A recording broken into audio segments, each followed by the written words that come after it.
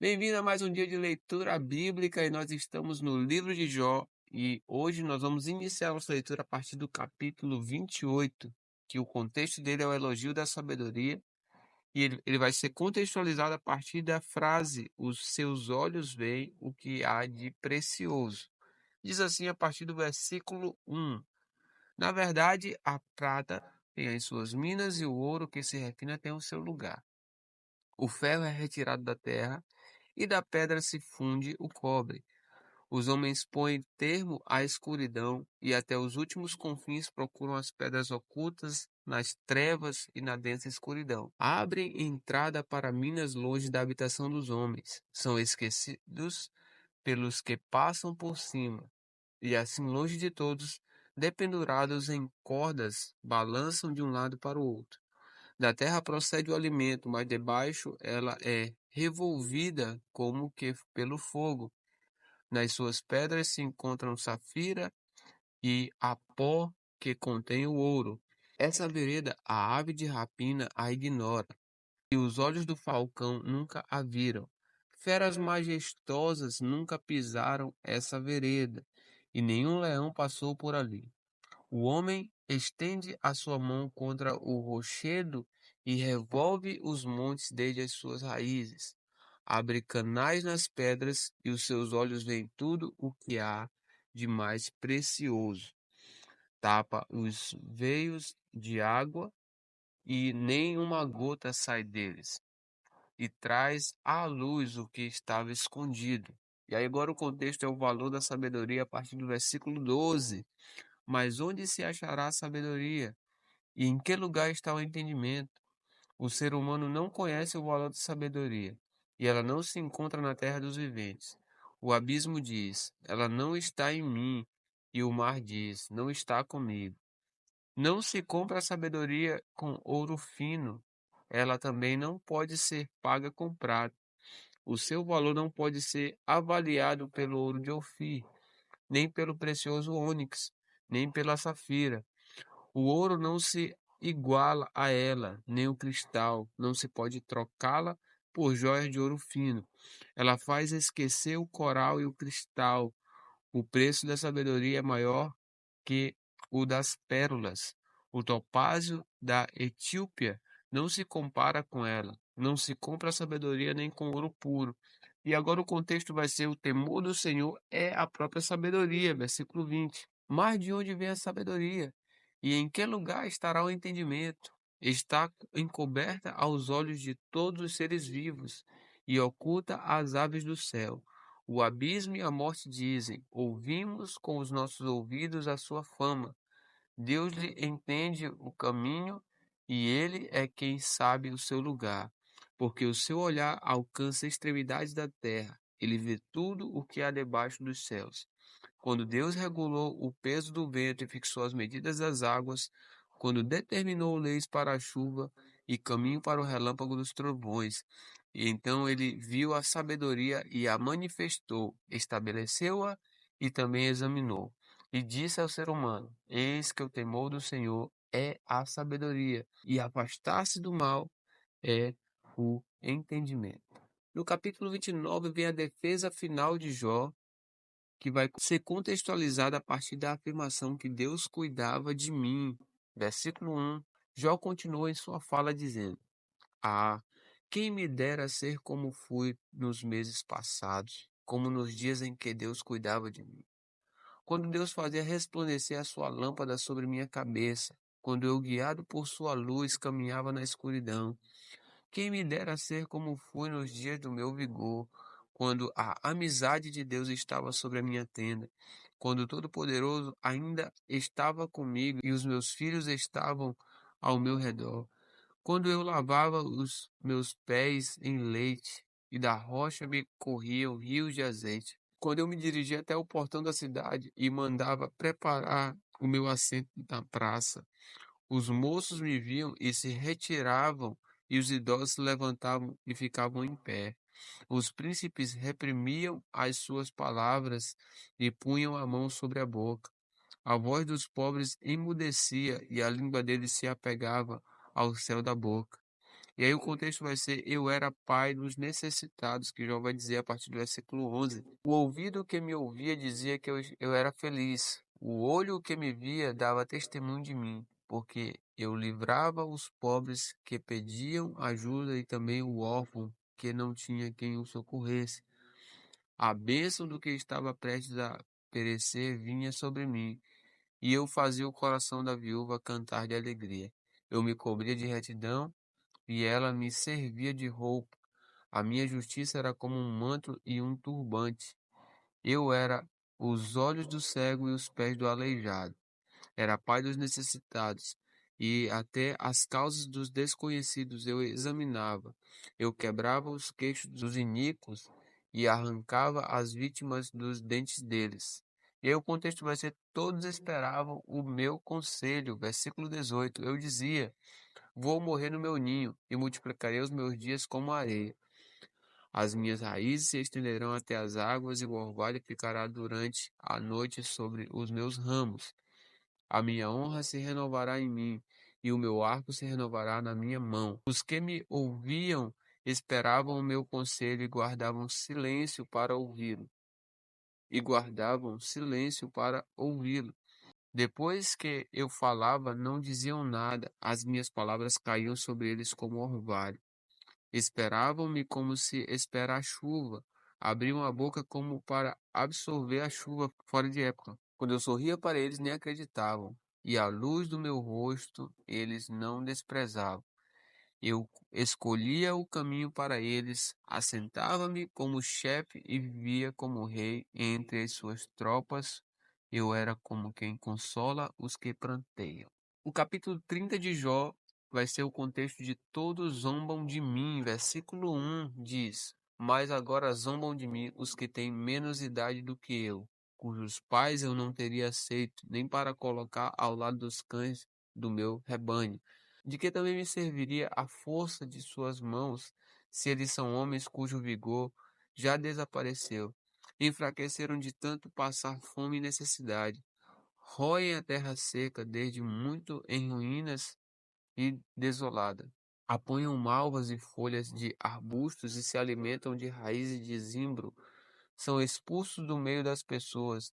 Gritam-se com eles, como se grita atrás de um ladrão. Têm de morar nos desfiladeiros sombrios, nas cavernas da terra e das rochas. Uivam entre os arbustos e se ajuntam debaixo dos espinheiros. São filhos de doidos, gente sem nome, e são escorraçados da terra. Mas agora sou a canção de deboche dessa gente, sirvo de provérbio no meio deles. Eles me detestam, fogem para longe de mim, e não têm receio de me cuspir o rosto. Deus afrouxou a corda do meu arco e me oprimiu, por isso sacudiram de si o freio diante de mim. À minha direita se levanta um bando e me empurra, e contra mim prepara o seu caminho de destruição. Arruinam o meu caminho, promovem a minha destruição sem a ajuda de ninguém. Vêm contra mim como por uma grande brecha e se revolvem avante no meio das ruínas. Sobrevieram-me pavores, a minha honra é como que varrida pelo vento, como nuvem passou a minha felicidade. E agora o contexto vai ser: tu foste cruel comigo, a partir do versículo 16. Agora minha alma se derrama dentro de mim. Os dias da aflição se apoderam de mim. A noite perfura os meus ossos, e o mal que me corrói não descansa. Pela grande violência do meu mal está desfigurada a minha roupa. Este mal me envolve como a gola da minha túnica. Deus me lançou na lama e me tornei semelhante ao pó e à cinza. Clamo a ti, ó Deus, e não me responde. Estou em pé, mas apenas olhas para mim. Tu foste cruel comigo, e com a força da tua mão me atacas. Tu me levantas sobre o vento e me fazes cavalgá-lo. No estrondo das tempestades me jogas de um lado para o outro. Pois eu sei que me levarás à morte e à casa destinada a todos os vivos. Não é fato que de um montão de ruínas um homem estenderá a sua mão, e na sua desventura não levantará um grito por socorro? Por acaso não chorei por aquele que atravessava dias difíceis? Não se angustiou a minha alma pelo necessitado? Quando eu esperava o bem, eis que me veio o mal. Esperava a luz e veio a escuridão. E agora eu clamo por socorro, é o contexto a partir do versículo 27. O meu íntimo se agita sem cessar, e dias de aflição me sobrevêm. Tenho a pele queimada, mas não pelo sol. Levanto-me na congregação e clamo por socorro. Sou irmão dos chacais e companheiro de avestruzes. A minha pele escurece e cai, os meus ossos queimam de febre. Por isso a minha harpa é usada para fazer lamentações, e a minha flauta para acompanhar os que choram. E agora no capítulo 31 de Jó, o contexto vai ser que Deus me pese numa balança justa. Olha o que Jó diz a partir do versículo 1. Fiz uma aliança com os meus olhos, de não olhar para uma virgem. Do contrário, qual seria a minha porção no Deus lá de cima? E que herança receberia do Todo-Poderoso desde as alturas? Por acaso não é a perdição para o ímpio e a desgraça para os que praticam a maldade? Será que Deus não vê os meus caminhos e não conta todos os meus passos? Se andei com falsidade, ou se o meu pé se apressou para o engano, que Deus me pese numa balança justa e conhecerá a minha integridade. Ele vai afirmar agora que ele nunca cobiçou nem adulterou, a partir do versículo 7. Se os meus passos desviaram do caminho, se o meu coração segue os meus olhos, e se alguma mancha se apegou às minhas mãos, então que outros comam o que eu semeei, e que sejam arrancados o que se produz no meu campo. Se o meu coração se deixou seduzir por uma mulher, se fiquei rondando a porta do meu próximo, então que a minha mulher moa os cereais para outro homem, e que outros se deitem com ela, pois eu teria cometido um crime hediondo, um delito a ser punido pelos juízes. Isso seria fogo que consome até destruição, e arrancaria toda a minha colheita pela raiz. Agora o contexto dele vai ser dizer que sempre foi justo e caridoso, versículo 13. Se não reconheci o direito do meu servo ou da minha serva quando eles reclamavam contra mim, então o que faria eu quando Deus se levantasse no tribunal? E se ele me interrogasse, que lhe responderia eu? Aquele que me formou no ventre da minha mãe, não os fez também a eles? Ou não é o mesmo Deus que nos formou no ventre materno? Se retive o que os pobres desejavam, o deixei que os olhos das viúvas esperassem em vão, ou se sozinho comi o meu bocado sem repartir com o órfão, porque desde a minha mocidade eu os criei como se fosse pai deles, durante toda a minha vida fui o guia das viúvas. Se vi alguém perecer por falta de roupa, ou notava que o necessitado não tinha com que se cobrir, se ele não me agradeceu do fundo do coração quando se aquecia com a lã dos meus cordeiros, se eu levantei a mão contra o órfão, sabendo que eu tinha o apoio do juiz, então que a omoplata caia do meu ombro, que o meu braço seja arrancado da articulação, porque o castigo de Deus seria para mim um assombro, e eu não poderia enfrentar a sua majestade. Ele vai dizer também que nunca negou a Deus a partir do versículo 24.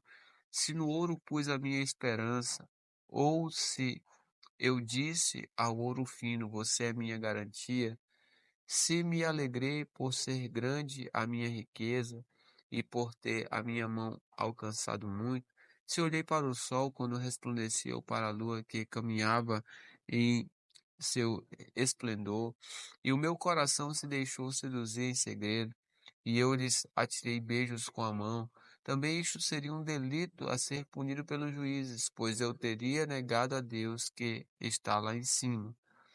E ele vai dizer também que nunca se alegrou com o mal, a partir do versículo 29.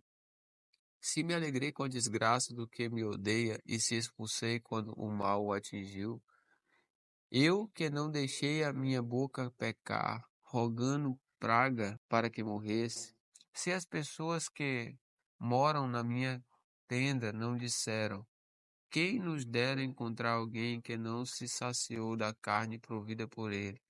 Pois o estrangeiro não pernoitava na rua, as minhas portas estavam sempre abertas para os viajantes. Se, como Adão, encobri as minhas transgressões, ocultando a minha iniquidade em meu íntimo, porque eu tinha medo da grande multidão e o desprezo das famílias me apavorava, fazendo com que eu me calasse e não saísse da porta.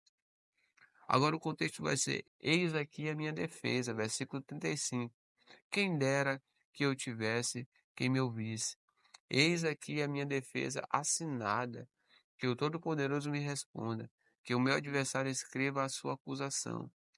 Por certo que a levaria sobre o meu ombro e a poria sobre mim, como se fosse uma coroa. Eu lhe mostraria o número dos meus passos como príncipe, eu me aproximaria dele. Se a minha terra clamar contra mim, e se os sulcos juntamente chorarem, se comi os seus frutos sem pagar, ou se causei a morte aos seus donos, que ela produz espinhos em vez de trigo, e joio em lugar de cevada. Fim das palavras de Jó. Até amanhã a gente continua. Que Deus abençoe você, em nome de Jesus.